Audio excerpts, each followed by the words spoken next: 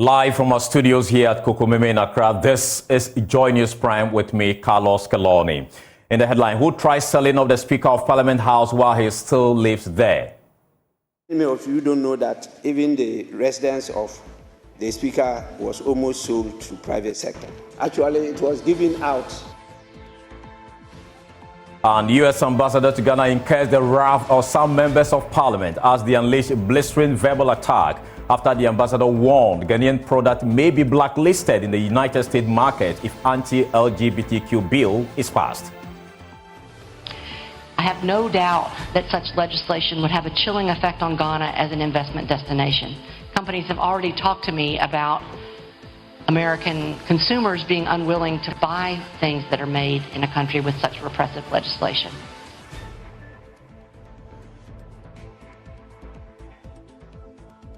Why is she doing this to Ghana?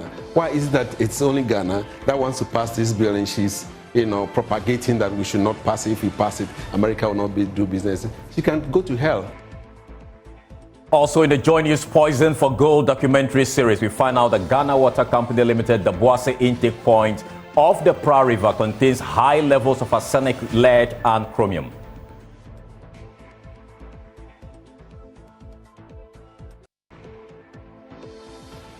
Removing those ones doesn't clean water of heavy metals present. Currently, what Ghana Water is doing doesn't take care of that. And Prime Business is at 8 p.m. with Pius. Bank of Ghana suspends and fines ZP Ghana Limited for breaching forex laws. At 8:15 p.m., we'll bring you Prime Sports. Suspect arrested in connection with the attack on Maxwell Kunedu after a Ghana Premier League game in Sunyani. We'll bring you details plus reaction and the status of the head coach. You can watch Joy News on DSTV channel 421, Go TV 125. We are live on Google Podcasts, Apple Podcasts, Spotify. On all socials, we are your home of independent, fearless, and credible journalism. Please stay with us. We are grateful for your time here on Joy News Prime. Now, imagine coming home to learn that your house has been sold. That was almost what happened to Speaker of Parliament Alban Bagbin. During his breakfast forum, the Speaker revealed that his official residence was nearly sold to a private developer while he was still living there. Now, he did not say who attempted to sell the property.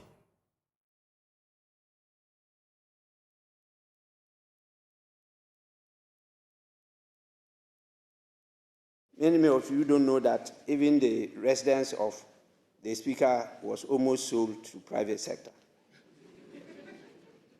Actually, it was given out. It's when they went to register that Lands Commission identified that that is the residence of the Speaker. Luckily, I was inside, so it was saved.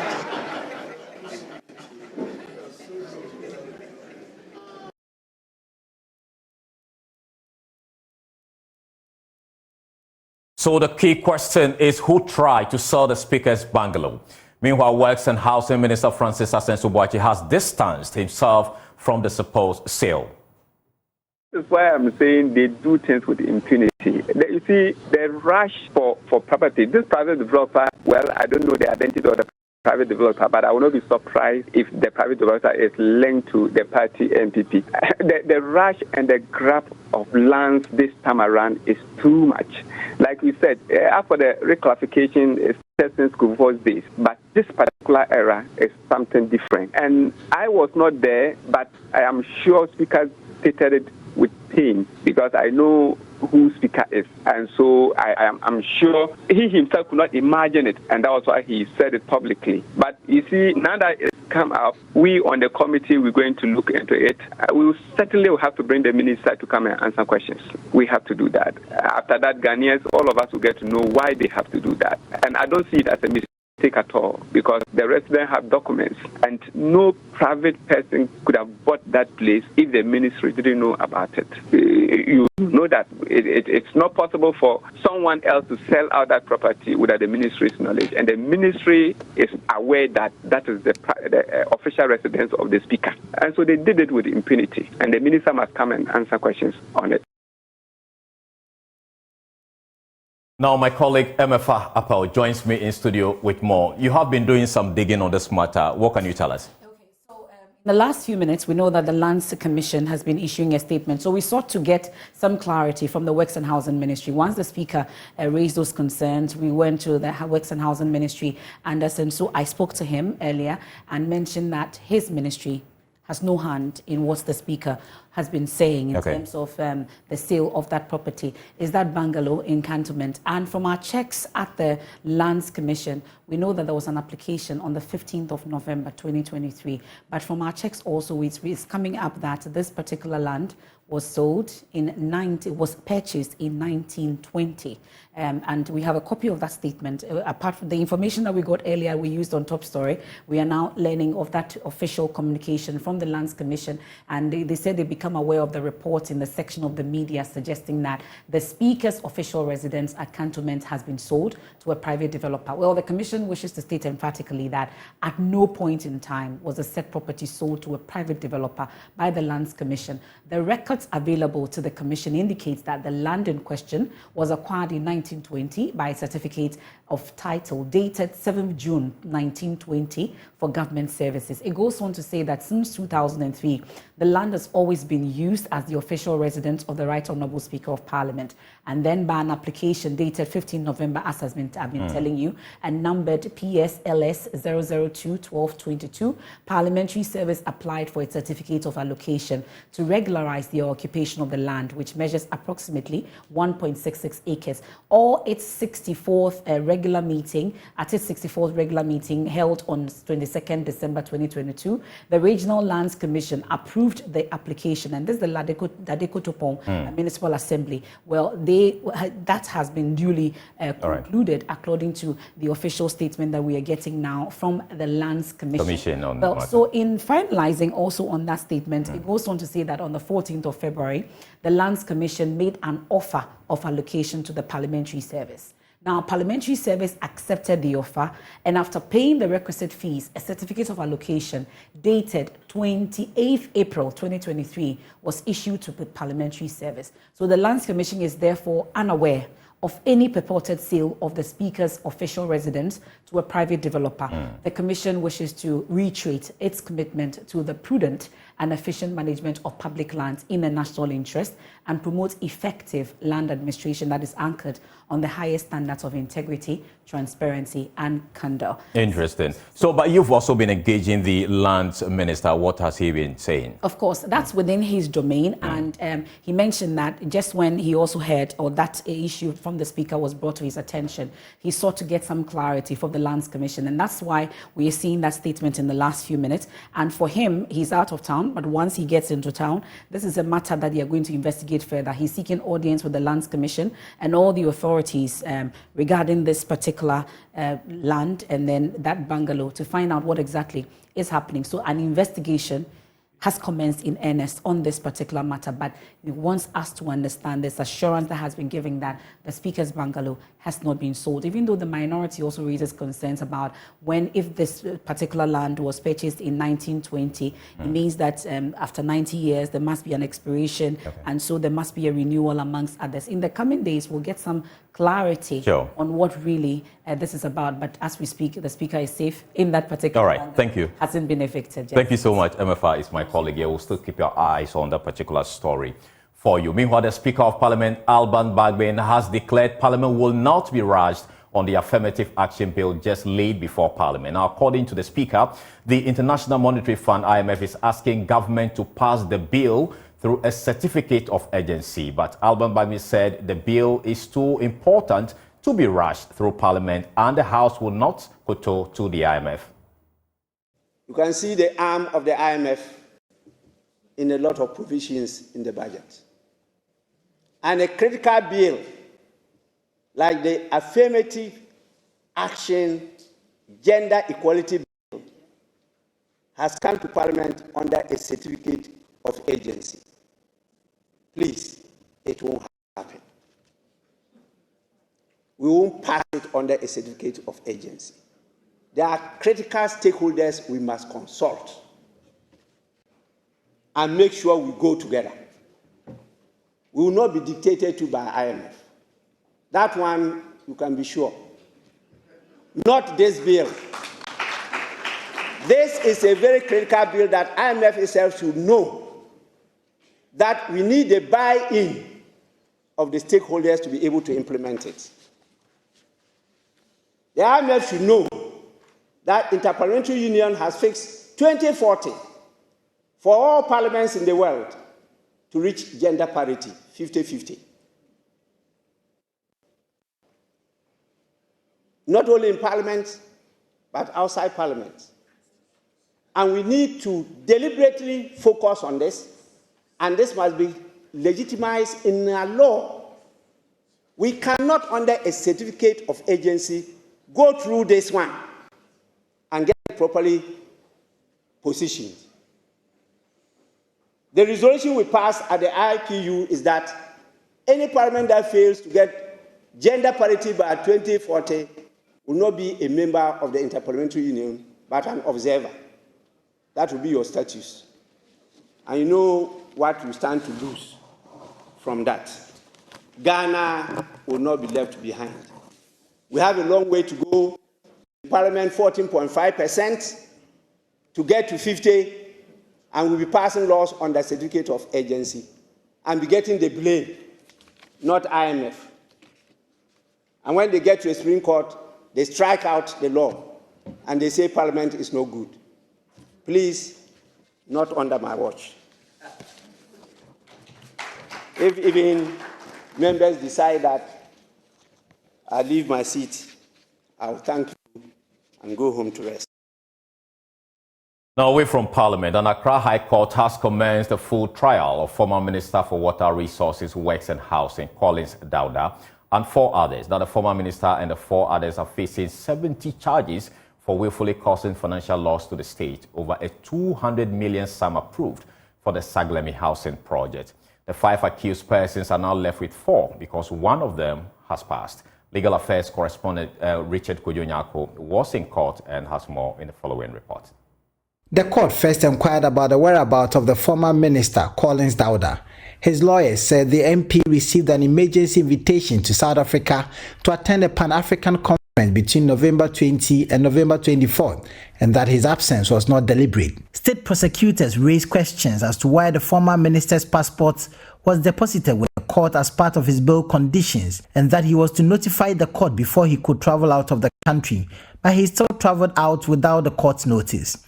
Lawyer for Collins Dauda, Tidor Sori, indicated they initially had before the court an application praying for the release of Collins Dauda's passport before he leaves the country, but he says the notice for him to travel was urgent and he instructed them to make the application, but apparently travel arrangements had been made and were required to leave before the hearing of the application. The court struck out the application and ordered the prosecution, led by the Attorney General, Godfred Yeboadami, to open its case. The first prosecution witness was Reverend Stephen Yawase, Acting Chief Director of the Ministry of Works and Housing. He worked with the Ministry of Works and Housing since August 2003. His witness statement was subsequently adopted by the courts. Deputy Attorney General Alfred Chiayeboa is pleased that there is progress with the case. The case has started. We'll be back tomorrow to start to continue left off. I think so far it's so split. Both councils have had their day in court and tomorrow will be back. I think with his demise is no longer part of the matter. But that's not affected the substance of the case. So we are going on despite the fact that it's no longer part of the matter. His name is there, but it's no longer part of the trial. Yes, we've gone halfway. So tomorrow we can go another trial, 2 or 3 hours more. So we can finish up with the evidence in chief. Other accused persons in the case are Dr. Kweku Ajiman-Mensah, also a former Minister of Water Resources, Works and Housing, Alhaji Ziblim Yakubu, a former Chief Director of the Ministry, and Novi Tete Angelo, Chief Executive Officer and owner of Rage Management Solutions Ghana Limited, and the fourth accused is now deceased. The case has been adjourned to November 21. Reporting from the court complex, my name is Richard Kujonyako for Joy News. Now moving on, U.S. Ambassador to Ghana, Virginia Palmer, has incurred the wrath of a key member of Parliament, sponsoring the anti-LGBTQ bill currently before the House. MP for Ho West, Emmanuel Bejra, has unleashed a blistering verbal attack on the ambassador after she warned Ghanaian product may be blacklisted and banned in the United States market if the bill is passed. Before we hear from him, let's listen to the U.S. ambassador addressing the American Chamber of Commerce event here in Accra. Treating existing investors, you here in this room, well, tangibly improves the investment climate. And unnecessary barriers to entry and partnership, such as high minimum thresholds for investment, hinder it. We have terrific small and medium-sized enterprises on both sides of the Atlantic that could be partnering on creating new ventures. For Ghanaian companies facing really sky-high interest rates, an investment infusion of even $50,000 could be transformational. And why inhibit that? But when we talk about lowering barriers to trade and investment, we also need to talk about treating people fairly and ensuring your employees are safe and protected from legalized discrimination. So I want to broach a subject which I know is a little bit sensitive, but it has a more important business context than most people realize. Ghana's parliament is considering a bill that would curtail the human rights of the LGBT community, their families, allies, and quite frankly, all Ghanaians. Everybody has opinions about the issue, and I respect those opinions very much, even if I disagree with them. But very few people have read the bill. I think very few people understand that the reality is that the bill undermines the basic free speech rights that Ghanaians otherwise enjoy. The goal of the bill, the drafters are not shy about advertising, is to make Ghana hostile not only to LGBT people, but to anyone who even sympathizes with them. It seeks to make illegal all discussion and all media that even mentions LGBT issues. So journalists would be arrested, landlords would be arrested, mothers and fathers could be arrested. If passed, the bill will make it harder for you not only to recruit and hire the best people from overseas, but it will marginalize educated and hardworking Ghanaians by making it clear that they are unwelcome. I have no doubt that such legislation would have a chilling effect on Ghana as an investment destination. Companies have already talked to me about American consumers being unwilling to buy things that are made in a country with such repressive legislation. It will make it harder for me to sell Ghana as an investment and trade destination. So the legislation, in addition to undermining public health and public order, would reduce Forex inflows, cut into your bottom line, and reduce your workforce options, not something Ghana's suffering business environment needs now. I'm truly thankful for those of you who've had the courage to raise these issues with Ghanaian policymakers. As representatives of the business community and as the partners Ghana needs to be a truly inclusive 21st century economy, your voices need to be heard now more than ever. So to sum up, implementing simple pro-business policies could accelerate the diaspora megatrend that we are all seeing, and some of you are embodying. But Ghana won't benefit automatically from that trend. Foreign companies moving here to invest and employ Ghanaians need to see trade, regulation, and legal frameworks that allow businesses to thrive while protecting their employees. I remain optimistic that Ghana's tolerance and democracy will prevail, and that her stability will continue to thrive, and Black Star Rising will continue to be a beacon for the rest of West Africa and beyond. And I trust that with your help, challenges in the business environment will be overcome. And you can count on my help and the help of the team at the embassy to magnify your voices, to have quiet words in the ear of the president or the ministers, or to speak out publicly when required.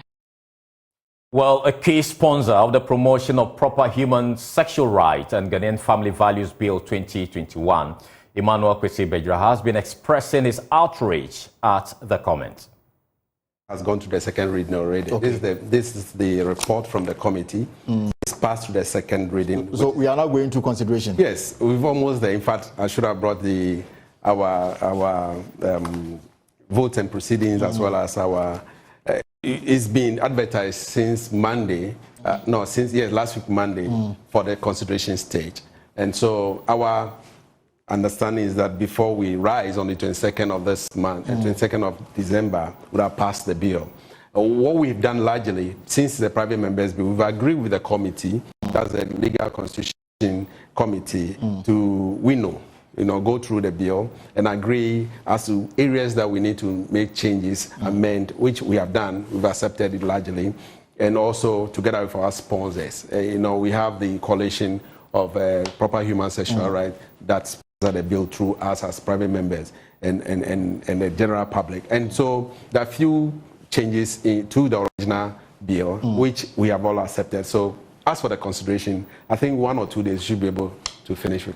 Elton, it will interest you to know that the day we pass it, that's the second reading, 275 members of parliament all approved that it should go through the last stage, which is the consideration, the third reading. So largely, if the conscience, 275 members of parliament decides and they agree that this should go through and become a law protecting our sanctity in this country, I don't see why anybody from anywhere will be against it. Fair enough. This morning I granted an interview, to one of your sister stations, and I told them, I said, why would the U.S. ambassador, his counterpart in Saudi Arabia, decide that, well, America will not do business with Saudi Arabia or Qatar or any of the Arab countries? Why is she doing this into Ghana? Why is it that it's only Ghana that wants to pass this bill and she's propagating that we should not pass it? If we pass it, America will not do business. She can go to hell. For us, we care less about it. Isn't that too strong a word to use? No, she can go to hell. And I'll tell you why she can go to hell. We have been subservient to this, America for a very long time. And it looks like anytime there is anything, then they hold you by your buttocks, they hold you by your prick, and they say, well, if you don't do this, I will not do this into you. Why can't we now have a strategic decision that we decide that we want to be on our own than depending on America? Fair enough, we've signed AGUA, we signed, all kinds of agreement with America. And so will you say the agreement that we signed with you through the AGUA, you will now say that you repeal it and will not go by your own agreement, that we cannot import our goods to American market? Then we will also not allow any of the American businesses to fetter in this country. To operate in this country. Fair enough. We have other countries that we can do business with. Is it only America that we can do business with? She should stop propagating this lie. She should stop doing what she's doing.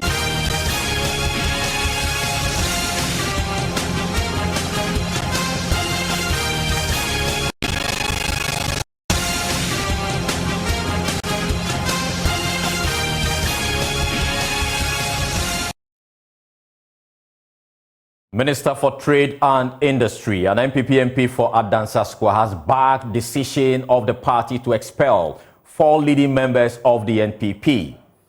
Now you see their photos there on the screen.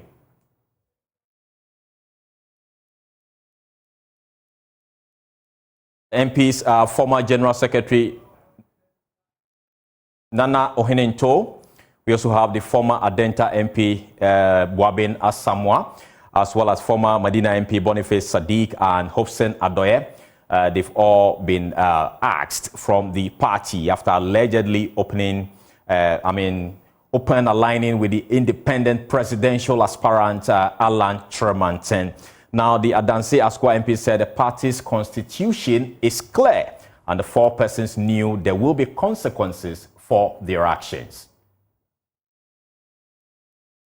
Maintain the Affirmative one? Yes, of course. That must be appropriate. I do know from my longer affiliation with the Constitution that if you declare open support for a person who doesn't subscribe to our views, you automatically forfeit your membership of the party. I suspect that that's simply what they are re-echoing. Alan, I think following his decision to go independent, obviously it seems to be, I think he was categorical about that. He resigned from the party. So if he resigned and you still attack to his strengths, I would suspect that you also automatically give the indication that you have said your goodbye to our party. So I guess they are just implementing the constitutional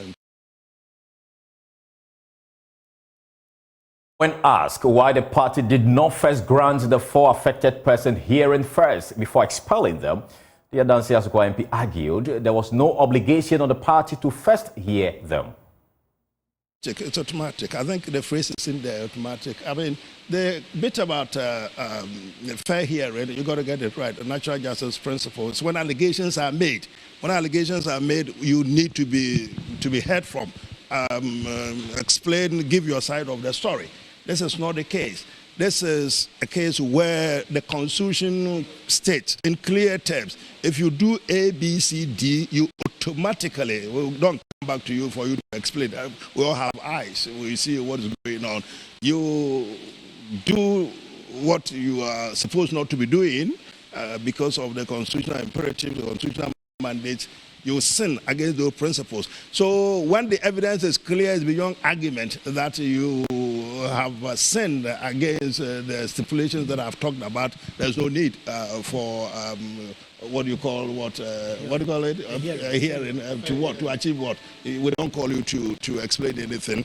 You don't achieve anything by further calling you. The evidence is. Well, the issue is that it must be clear on the evidence that you've done that. So I'm sorry it has come to that. But this Ohinito was General Secretary.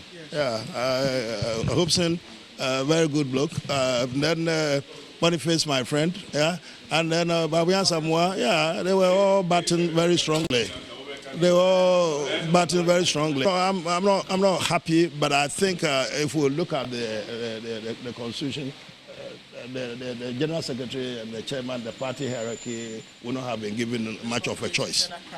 Well, you see, you're talking about cracks. I'm saying to you that the Constitution says this. If you do that, this is the outcome. It's automatic.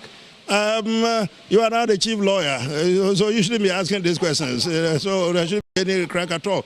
General Secretary particularly, he would have been aware of this. So he would have known the sanctions. I mean, there's all sanctions applied to him by the leaders, sanctions applied by the Constitution. Well, one of the 4, Yabuabin Asamoah, says they have accepted their resignation. In a statement, we'll give you excerpt of that statement. And it reads there, my attention and that of my esteemed and patriotically principled colleagues, Hobson Adoye, Nana Ohinto, and Sadiq Abubakar Boniface, has been drawn by numerous media outlets to a statement purportedly issued and signed by the General Secretary of the NPP, captioned as above. There you see it there. And though none of the persons mentioned has received a personal copy, we accept our resignation from the NPP and pledge our commitment to Ghana's success through our support for Alan Tremanten. We also take this opportunity to respond and set the minds of concerned, well-meaning patriots at ease. It goes on to say, first, our public conduct is unconditionally and with great conviction supporting the high-flying independent candidature of Alan Tremanten for president. It's against the NPP constitution, which provides for automatic forfeiture of membership under Article 391. That is incontestable and therefore needs no formal written notice. Unfortunately for the party leadership, quote and unquote, the wholesale application of the poorly written Article 391 may not be serving the interest of the general membership of the party. He goes on to say, by not differentiating between support for a presidential and parliamentary candidate, conduct against a presidential candidate result in forfeiture of the parliamentary vote as well. This is clearly out of step with the fast developing political culture of quote and unquote skirt and blouse, where voters increasingly mix their choice of presidential and parliamentary candidate based on factors other than what the party, quote and unquote, leadership says. Now, His Excellency the President benefited from skirt and blouse when he won 10 constituencies in the central region, where NDC won the parliamentary seats. And then he goes on to ask, are those who accepted the president but voted otherwise at the parliamentary level to be sacked? And then he goes to say that the public is keenly aware that the selection of His Excellency the Vice President Alhaji Dr. Mahmoud Bawumia as presidential candidate of the NPP was the confirmation of a process carefully designed to have only one outcome, because it was, choreographed, there is nothing new or surprising to offer the voter public. And arguably, the patient Ghanaian voter has been shortchanged by the presidential candidate selection process of both the NPP and the NDC. And it says the lack of genuine choice of candidates at party level translates into a loss of trust in duopoly politics and increase in apathy, hence the loud chorus for a credible third force leadership if democratic practice is to be sustained for the benefit of youthful voters. That is why a bold and viable candidate like Alan Tremantin meets the need of the times. I and my friends Hobson Adoye, Nana Oheninto and Sadiq Abubakar Boniface, in our support for Alan Tremantin, a man of vision, competence, integrity and action, represent millions of Ghanaians who want to serve the country with a clear conscience. And that's how he concludes it. We'll take a short break. We'll return with more. Stay with us.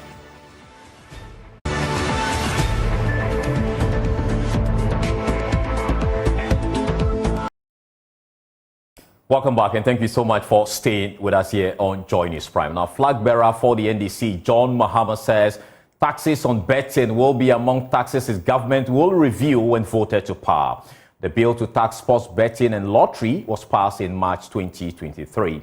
Per the bill, 10% of all winnings from sports betting and lotteries is deducted as tax. But Mr. Mahama was unable to clarify or indicate whether the tax will be scrapped when he responded to calls from the youth in Tichima Timber Market and the Tichima Magazine in two separate town hall meetings. Meba, Ezu, meant me canning now, but Nyameka, Matisse, Mabunu, Bebreka, bet, once.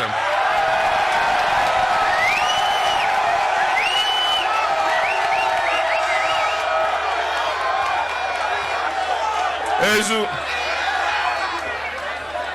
na Nyameka ni say enye bet nkwa aban we baya omo de eto bebre egu Ghana for so na esika sama say a ejuma nkosui ubehu wote wo store ano a na GR fo aba omo wo krokro bi yese wo de ka when chia near Pam Wepie, near Locky, where you know.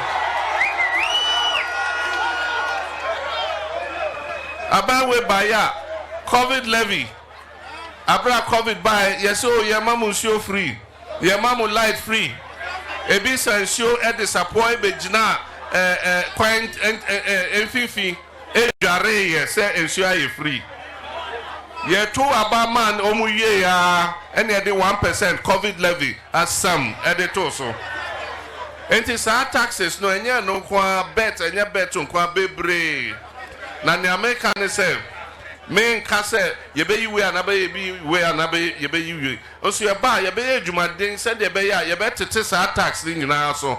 Na if how na da Ghana business for no so free almost so.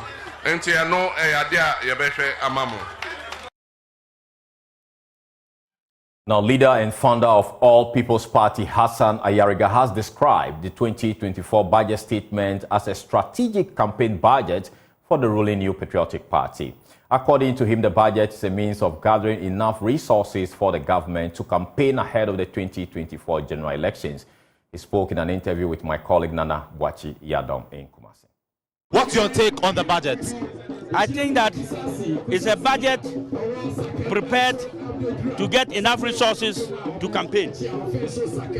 It is not a feasible budget. It's not a budget that all the things they've mentioned, cutting down some taxes, thinking that they are going to lure Ghanaians to do A, B, and C. Look at this budget. In the budget, they made mention they are going to cut down taxes on electronic cars. Who is interested in electronic cars in this country? Number one, whose idea it is to bring in electronic cars for us to cut down duties on them, to take off duties on them, and all taxes on them. What it means is that one of them is bringing in those cars. And as a result, they want to make money. You cannot say that you are cutting down on taxes on electronic cards, when we have Kantanka that we can promote, but Kantanka is paying taxes, but those coming with electronic cards are not paying taxes. Clearly, there is some kind of kululu going on with this budget. And this budget cannot show the way forward for Ghanaians. It's only talking about we are going to do this, we are going to do that. They have said this over the period, and they have not been able to fulfill one budget policy they raised last year. So the finance minister should have come, when he came to the parliament, he should have told us that they have completed A in their last budget, B in their last budget, C in their last budget, and now they need more to raise the next budget. But they came without any results of what they have completed. So clearly, my brother, if I ask you what this budget is, this is called a campaign budget. It's a campaign budget. Now let's shift our attention to the environment, where environmental scientists and public health experts are warning of the dire consequences if the pollution of our water bodies are not stopped. It followed Joy News' investigations, which revealed that aside the increasing cost of treating water polluted by irresponsible mining, the Ghana Water Company's current treatment process cannot remove poisonous heavy metals from water pumped to homes across the country. Now, tests conducted at the GWCL Daboase intake point of the Pra River confirm high levels of arsenic, lead, and chromium. Now, Erastus Asaridonko has been speaking to experts on whether the company's current treatment process is capable of removing these poisonous metals. Here are excerpts. This is the Daboase intake point, where the Ghana Water Company Limited pumps and treats the Pra for distribution to Takoradi and parts of the central region. I'm fetching a sample from what is being pumped from the Pra River. Samples fetched from the Pra at the Daboase headworks of the Ghana Water Company tested positive for 0.288 milligrams per liter of arsenic, 0.186 of chromium, and 0.57 milligrams per liter of lead, all above the safety levels for these poisonous metals. But can the Ghana Water Company's treatment process eliminate the presence of poisonous heavy metals? We took a trip to the Materials Engineering Department of the College of Engineering, KNUST, to speak with Engineer Dr. Benetta Kumsen. She has been researching into heavy metal removal from water using nanotechnology, mineral waste reprocessing, minerals processing, and waste management. Some suspended solids have the ability to remove heavy metals. A typical example is the iron oxide or iron oxide based materials. So for instance, if you have magnetite, maghematite, which is more like an oxidized form of a magnetite, it has the ability to remove these. So once these are the kind of suspended solids we have in the system, they would interact with the heavy metals in there and would certainly have some, or undertake or undergo some sort of adsorption in the system. So when they remove the heavy metal, these suspended solids, which are iron oxides, then you are sure that some levels of heavy metals would have been removed. But typically, removing those ones doesn't clean water of heavy metals present. Currently, what Ghana Water is doing doesn't take care of that. It takes care of bacteria, microbial stuff in the water. But with respect to heavy metals, I can give you samples of water which contain heavy metals. They may be as clear as you can imagine, but then they would have levels, high levels of heavy metals in them. The Pra is polluted mainly by miners opening their residue into the river at Chifu Kotoche, Chifu Praso, and Shamfans sitting on the river. But District Chief Executive Executive for Wasa East, Emmanuel Boache, told our team there are no resources to fight them. We try as much as possible to get outboard motor attached to the canoe so that we can track those guys. But what we realized was that there are a lot of stones in the river. So you cannot run through the river to that place. I think some time ago, two military men died on this very river, Rapra, because of this mining in the river issue. So that has become a challenge to us. And that's the more reason why we are unable to take them away from the river.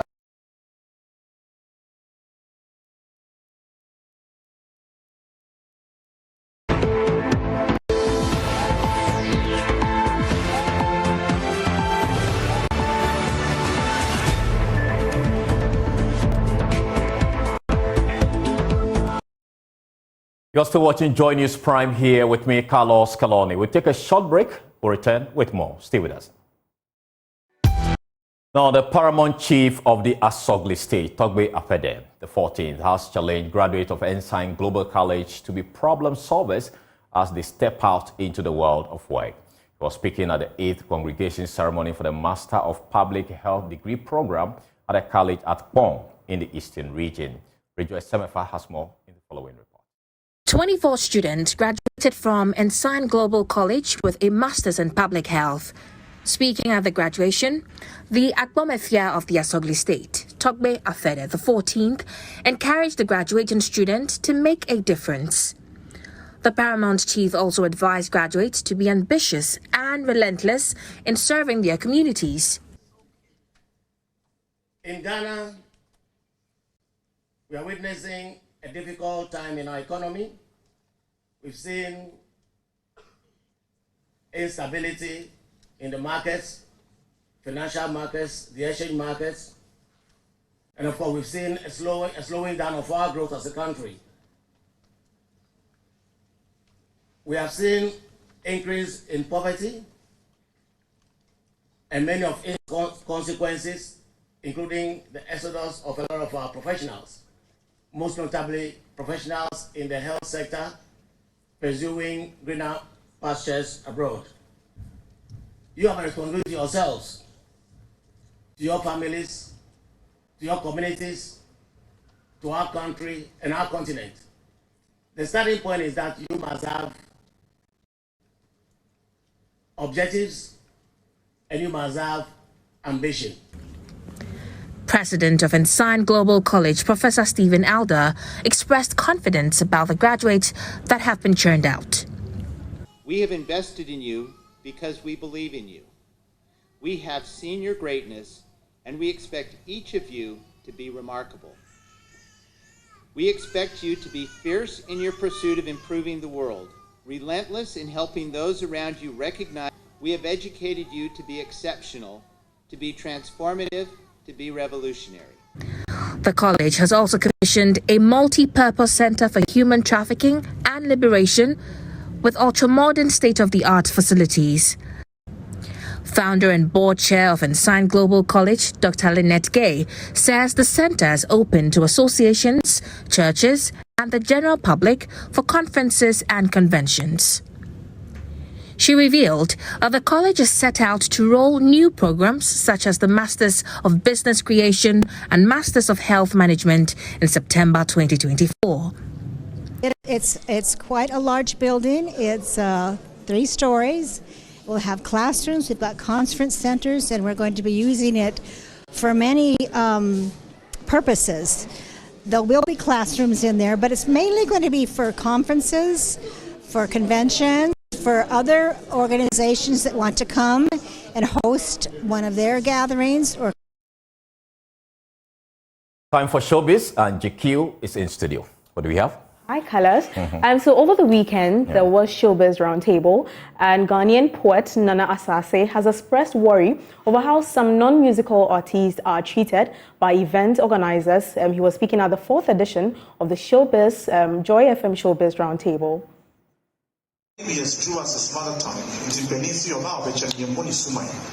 The child who lived. Non-musical artists like comedians, poets, actors, and many more all form part of the entertainment industry in Ghana. Are they really given the same treatment we give to musicians? Popular Ghanaian poet Nana Sase has expressed his worry over how some non-musical artists are treated by event organizers. Number three, my event organizers, I say this all the time. Credit to the two gentlemen here. When I work with them, I don't have issues. When you have an artist, when you have a musician performing on your show, you refer to him as an artist. So when you have a painter on your show, how do you refer to the painter? Artist. How do you refer to a poet? Artist. Thank you. So I'm coming for your event. I ask you, sir, do we have a changing room? Because nobody on my cultural troupe is going to change in that washroom. You will not bring any musician and have them change in that washroom, in that corridor, or in that dusty office. It's high time we pay respect to our own selves. We would have brought our changing rooms from our houses if we could, so that my beautiful comedians can come and change in that changing room from home. Please, let us show respect. All right. Nana Asase hopes this form of discrimination will end immediately. As it pleases, like streams of water. Well, that is Nana Sase there seeking for, what I say, justice for non-musical artists. Now, moving on, there was a big event over the weekend. Nigerian artist Davido shut down the Atlanta State Farm Arena with his blockbuster event, with his highly anticipated Are We African Yet festival, which took place over the weekend. Now, the stage came alive with electrifying performances from Adekunle Gold, Mayokun, Ghana's King Promise, and Kwesi Arthur. Now, Becky of our entertainment desk was there and has more in this report. Here inside the multi-purpose State Farm Arena located in Atlanta, Georgia, we're all here for Nigerian musician Davido's first ever Away Festival. Kwesi Arthur, who reintroduced himself to the excited crowd. Well, that is Becky coming through with that report from Atlanta. Now, still on the international front, now we might all know American singer Chris Brown as an R&B artist, but Chris might have found a new love when it comes to music. His smooth to and fro journey from R&B to Afrobeat has been incredibly remarkable. Nice one there. Yeah. Yeah. That's it. That's it for Showbiz, and that's all we have for Joy News Prime. You can log on to myjoyonline.com for more stories. My name is Carlos Caloni. My colleague Pius Kojo Baka is up next with Prime Business.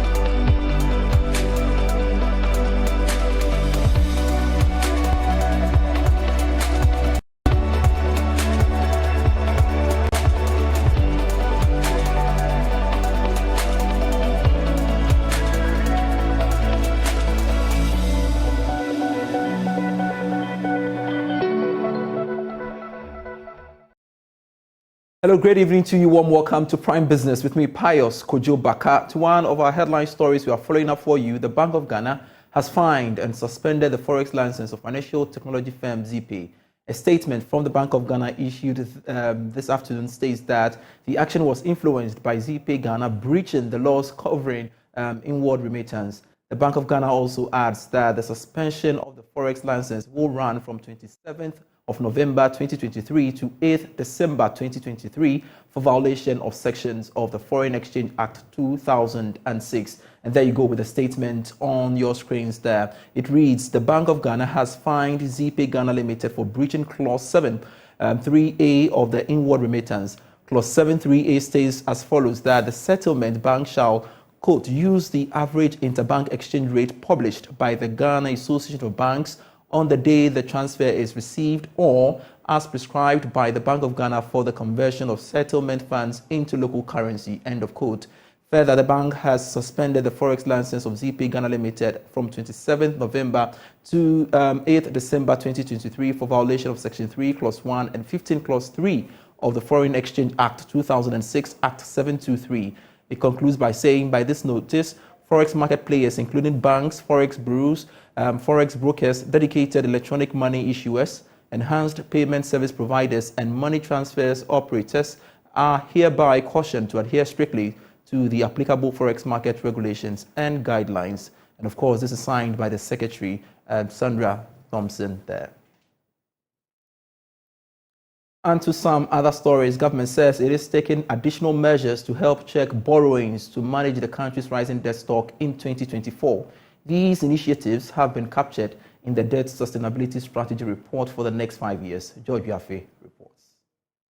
Government in this new borrowings claims that they are set a new limit for non-concessional borrowings for 2024, which will be pegged at $85 million. This can be classified as borrowings from the commercial market at full interest rates and not from the country's development partners. The Finance Ministry states that this new limit will cover central government borrowings as well as state-owned enterprises and all entities. Government has also announced that it will not initiate new projects and funding from non-concessional sources. This means that all the existing projects and new ones that could be carried out in 2024 may be supported by the country's development partners and concessional means. But at the time that government is yet to reach a deal with the external creditors on restructuring of their debts, it is not clear for now how government is planning to even borrow fresh funds through this non-concessional means next year. According to the 2024 budget, the country's total debt stock in relation to the GDP has reduced from 73.1% as at the end of 2022 to 66.4% ending September this year. And the IMF board meeting to consider Ghana's first program review and disbursement of second tranche of funds has been moved to November 29 instead of this Wednesday. This is what Joy Business has picked up from persons working on Ghana's IMF program. George Yafe again. We understand the move by the IMF is more of a precautionary measure rather than due to the fact that Ghana has not met the target under the program for the next tranche of funds to release to the country. Sources close to the IMF have maintained that this move is to ensure that any delays in reaching a deal with official creditor committee and some of the external creditors doesn't impact on the board meeting. It follows concerns by China that it wants to review the time that has been set as the cut-off date for restructuring Ghana's external debt. The IMF has proposed December 2023 as the date that all the debt that has been contracted by government with its donor partners should be restructured. But China, on the other hand, has argued that if it should go by that date, then some ongoing projects in the country, which loans were contracted over the last 2 years, might be affected. One can talk about the flyover and road works being done around the Palace Mall on the Spintex Road. They are also warning that road works around the Teshi area might be affected as well. The Chinese government is therefore proposing March 2020 rather as the cut-off date for restructuring external bilateral debt. Sources close to the Chinese government has maintained that it will not be fair to settle on December 2022 debt as proposed by the IMF. Joy Business understands that the official creditor committee led by China and France are expected in the coming days to release a memorandum of understanding that they agree to restructure Ghana's debt. We understand that what the IMF is looking forward to is a letter from these creditors that they have reached a deal to begin discussions on restructuring of Ghana's debt. This will pave the way for the IMF to approve the next disburse. Another thing that has come up is that these creditors are pushing for some insurance that should the economy grow than what has been estimated, then they should be getting more in terms of what government should be paying to them when it comes to their restructured debt. Fresh numbers from the IMF even shows that Ghana's economy may perform better than earlier estimated. The Eurobond holders are also pushing for a similar insurance deal. Meanwhile, economist Professor Peter Quartey said the action by the International Monetary Fund is in the right direction. However, stated that we should brace ourselves for another week looking at the current state of negotiations. From all indication, it looks like the comfort letter has to come. Unfortunately, that has not not been ready, and therefore the IMF think it is appropriate to postpone this meeting so they could review and they could get the comfort letter. But I would say, although George spoke about November 29th, I think we can even add a week to this, let's add about a week to this so that we don't, put too much pressure on us. After all, government has met all the requirements.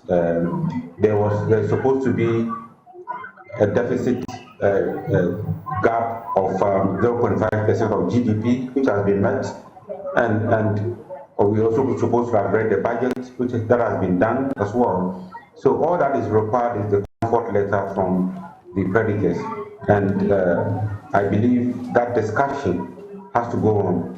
We cannot be very definite that November 29th would happen, but at least if we add about a week, first week of December, I think it will be more comforting than sticking our neck out and saying November 29th. Leading job recruiting firm Jobberman Ghana, through its MFIT project, plans to place over 60 young women in tech roles in the country. According to the chief executive of Jobberman Ghana, Hilda Nimoteku, the initiative is geared towards empowering more women to venture into the technological space. She was speaking at a diversity and inclusion roundtable event by Jobberman Ghana. The Diversity and Inclusion Roundtable event by Jobberman Ghana and GID Ghana forms part of activities under the MFIT project, which aims at equipping women with soft skills to make them employable. In an interview, Chief Executive of Jobberman Ghana, Hilda Nimoteku, said the company plans to place over 60 women in tech roles to bridge the gender gap in the industry. We realized that there was a gap when it comes to the tech sector, and as an HR and recruitment firm, when we are recruiting for like tech roles, we find out that it's 80%, sometimes as high as 80% of the jobs were men who were taking part in the job. So we wanted to create opportunity and bridge the gap where we are able to place, and we realized it's not that the women are not qualified. Some of them are qualified, but they were just not getting the job. So GID was happy to help us to be able to put this program together. Like I mentioned earlier, we had 1,840 applicants who were part of this project, who applied for this project. Unfortunately, the project funding could only have 100 people in the training, so it was a tough trying to sift through, but we were able to place 100 of them in a soft skill training like you have seen this morning, talk about their testimony of what they learned from the training. And from now till March 2024, we are engaging employers to accept these women into job. I'm saying that, listen, if we can place the 100, let's do it. I mean, yes, the project is only funding 60, but why not? If we can able to put more than the people that the project is funding into job, this is our field. This is what we do. So we are requesting for employers who have jobs in the tech space to bring their jobs so that we can place 100 women and more, and at least like we have 1,007 more. So if we want to do more training and more placements, we can always fall back to those people. Guest speaker and chief executive of DevOps Limited, Dr. Mercy Gardner, called on government to put in place policies and incentives that will drive the interest of girls in STEM. Look at some form of incentive, because we need to encourage that. And I mean, I don't think we've done enough. We need to encourage, we really need to encourage women, and these are some of the ways. Yes, scholarships, because at times you can find a very bright girl, but they just don't have the money to be able to do it. And then the soft skills aspects that we've spoken about. The Diversity and Inclusion Roundtable event was under the theme Empowering Young Women in Tech for Career Success. That's all for Prime Business. I am Pius Kojo Baka. Razak Musbao is next with Prime Sports. Welcome to Prime Sports with me, Razak Musbao. Now, tonight, the Ghana Police Service have confirmed the arrest of one Seydou Musa, believed to be involved in the physical assault of Nsonchoman coach Maxwell Kunedu on Sunday in their match against Bofokotano in the Ghana Premier League. We have more in the following report. The arrest follows the act, describing it as reprehensible and one which must have no place in Ghana football. They also called on the Ghana Football Association to work to enhance security at the various match venues. on the path the Executive Council. Now, Joel Kofi Jempe is the Communications Officer of Insontreman, and he joins me via phone for some update on the condition of the head coach. Joel, thank you for making time with us on Prime Sports. Can you tell us what is the condition of Coach Maxwell Kunedu at the moment? Yeah, good evening, my brother. Let me say very good evening to your viewers. Yeah, well, thank God, our coach Maxwell Kunedu has been discharged from the hospital and currently doing better than he was.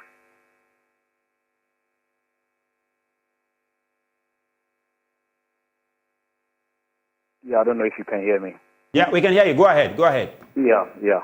So, as I was saying, he got discharged around 6 to 6:30 p.m. and currently home. But then he has to go for daily reviews just to make sure that he goes through the right recuperation processes. Interesting. What about the other players whom we understand were also assaulted?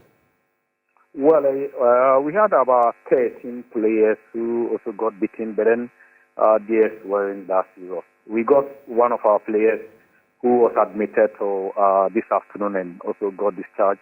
So currently, all our victims have been discharged from the hospital. And I think with the players, they are doing well for now. We gave them a break today from training just because of what happened yesterday. But we are looking up to see if maybe tomorrow they can start with their training. We understand the leadership of Bokfortano have been in touch with you. What have they been saying to you following the incident? Well, they so far extended the apology to the club and also our supporters, and we think we are good with it. But then I think they also agreed to contribute their quota in whatever bill the club needs to foot at the hospital with the victims we've had with our coach and the players. But I think with our club president, he's also saying, he has no problem footing all those bills. But then I think we'll see how far it goes. Yeah. Well, Joel, we thank you very much for your time, and thank God that the coach is out of the hospital now. That's Joel Kofi Jempe with Insontreman Football Club. But in a related development, Kumasi and Santokotok are facing a hefty fine of 80,000 Ghana cedis from the disciplinary committee of the Ghana Football Association following their disruptive behavior during a clash against Nations FC. Now, in the World Cup qualifiers, the Black Stars will be in action tomorrow, Tuesday, when they take on Comoros in the second game of the World Cup qualifiers in Group E at the Moroni Stadium. Ahead of that, head coach Chris Eaton has been speaking at at a press conference, emphasizing that they will not take Comoros for granted. Scorelines in the past, they are insignificant. They have no meaning on what we will see tomorrow. And just to reiterate on this, we have big respect for Comoros. They're a good team. But results in the past have no significance. It's about tomorrow, not the past. That's all we have for you on Prime Sports tonight. We're Zach Musbao. Do have a lovely evening.